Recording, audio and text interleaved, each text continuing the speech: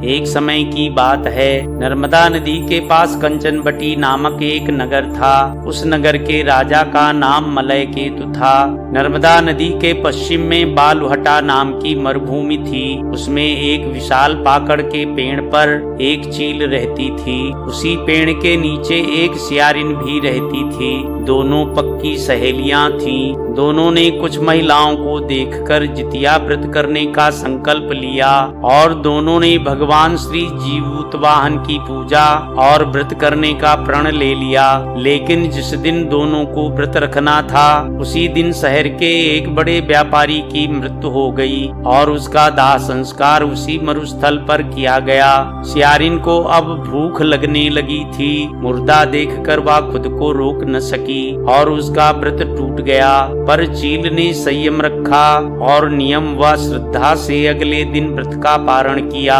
फिर अगले जन्म में दोनों सहेलियों ने ब्राह्मण परिवार में पुत्री के रूप में जन्म लिया। उसके पिता का नाम भास्कर था। चील बड़ी बहन बनी और उसका नाम शीलवती रखा गया।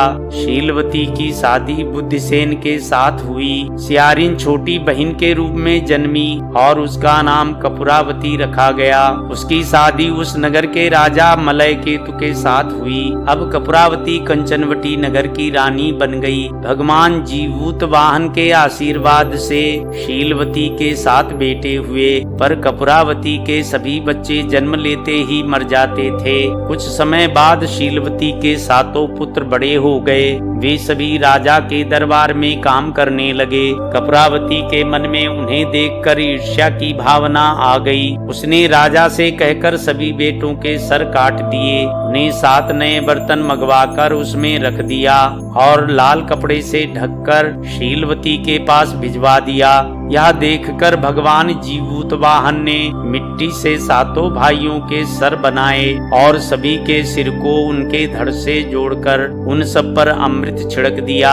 इससे उनमें जान आ गई। 7 युवक जिंदा हो गए और घर लौट आए। जो कटे सर रानी ने भेजे थे वे फल बन गए। दूसरी ओर रानी कपूरावती बुद्धिसेन के घर से सूचना पाने को व्याकुल थी। जब काफी देर सूचना नहीं आई तो कपूरावती स्वयं बड़ी बहन के घर गई। वहां सबको जिंदा देखकर सन्न रह गई और बेहोश हो गई। जब उसे होश आया तो बहन को उसने सारी बात बताई। अब उसे अपनी गलती पर पछतावा हो रहा था।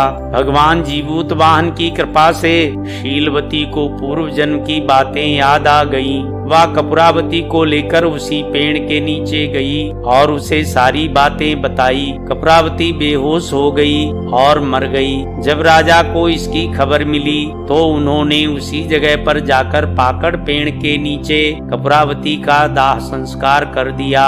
इति श्री कथा।